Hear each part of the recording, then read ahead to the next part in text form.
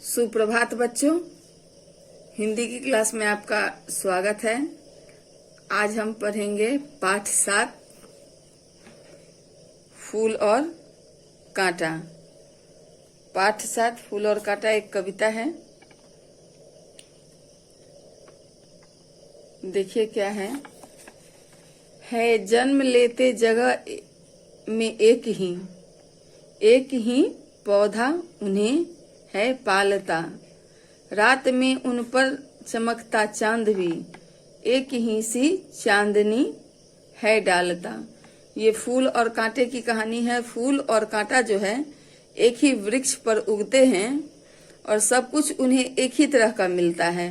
भोजन, पानी, हवा, एक सा पालन पोषण, सब कुछ एक सा मिलता है।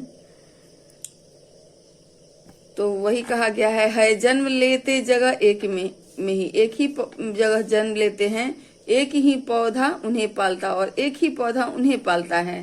रात में उन पर चमकता चांद भी एक ही सी चांदनी है डालता और चांद भी उस पे एक ही सी चांदनी डालता है। फिर उस पे है मेघ उन पर है बरसता एक सी उन पर हवाएं हैं बही। मेघ मतलब वर्षा भी उस पे एक जैसी होती है और एक सी हवाएं चलती है।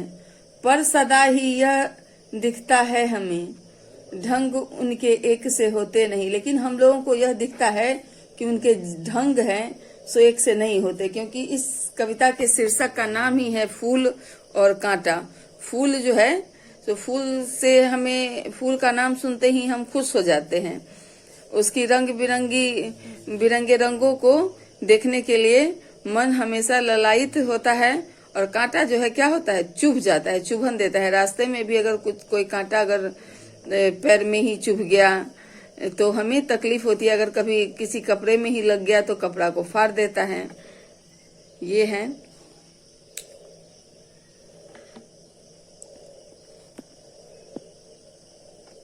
तो ये हमने देख लिया। मेघ उन पर है बरसता एक सी उन पर हवाएं हैं बही। पर सदा ही यह दिखाता है हमें, ढंग उनके एक से होते नहीं। दोनों के ढंग एक जैसे नहीं होते हैं, अलग अलग होते हैं। अब क्या है, छेद कर कांटा किसी की उंगलियां फाड़ देता है किसी का बरवसन। कांटा जो है किसी की उंगली में चुभ जाता है तो किसी का नया वस्त्र जो है उसको फाड़ देता है। प्यार में डूबी तितलियों के पर कतर, और जो तितलियां जो फूलों पर मंडराती हैं उसके पंख को वो तोड़ देता है, फाड़ देता है, कतर देता है।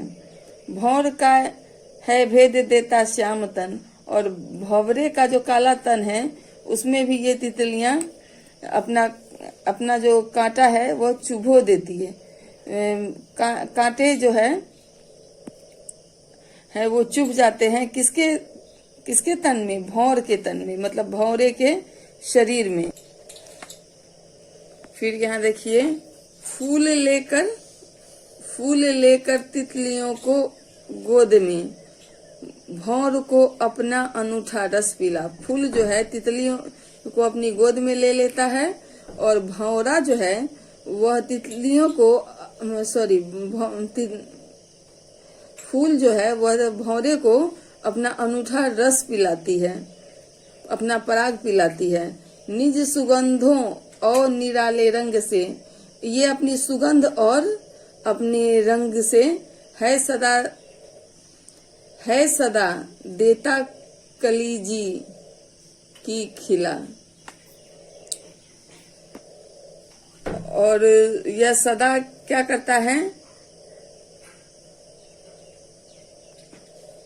यह हमेशा हमारे मन को खिला देता है, मतलब कि हर्षित कर देता है, खुश कर देता है। फिर इसमें है लास्ट स्ट्रेंजा। देखिए क्या है खटकता एक सबकी आंख में। क्या है खटकता एक सबकी आंख में। कौन खटकता है? कांटा जो है हम लोगों की आंख में खटकता है दूसरा है सोहता सुरशीस पर। और फूल जो है मतलब भगवान की शीश पर चढ़ा जाता है।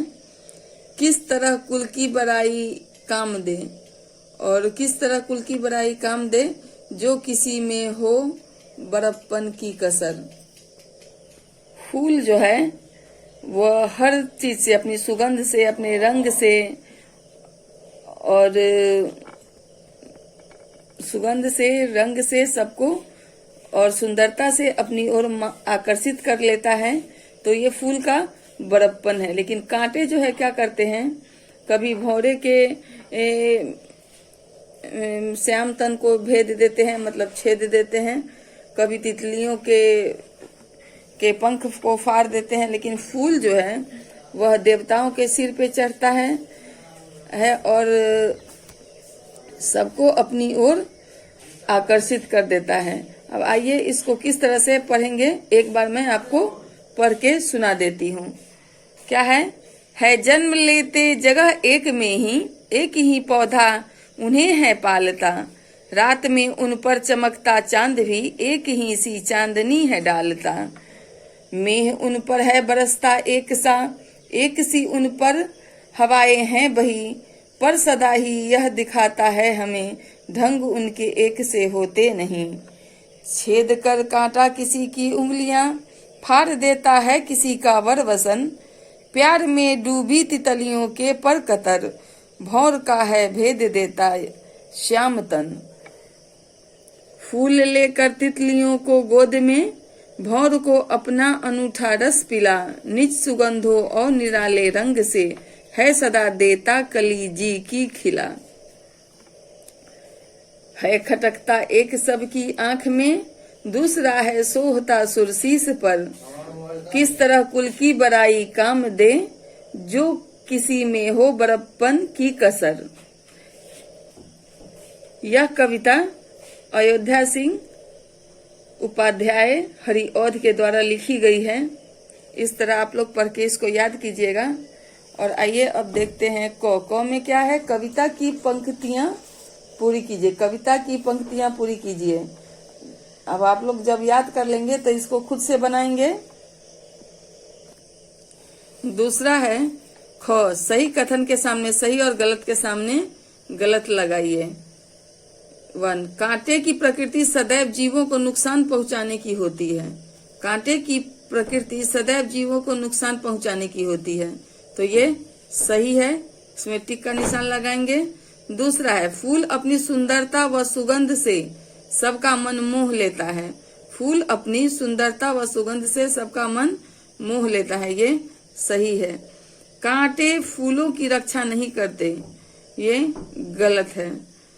पौधे पर लगा फूल कांटों की सुरक्षा करता है, ये भी गलत है।